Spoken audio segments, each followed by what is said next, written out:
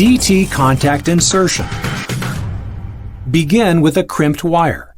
For assistance, refer to the DEUTSCH Contacts video segment for detailed instructions.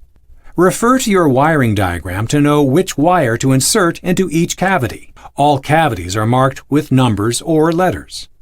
Grasp the crimped contact approximately 1 inch behind the contact barrel.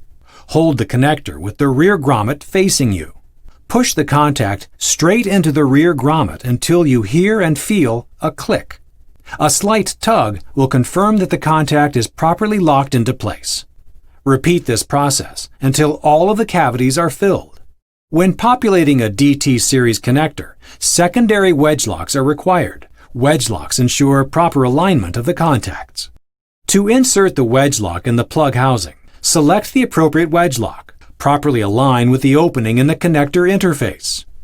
The open end of the socket should be slightly visible in the circular opening of the wedge lock.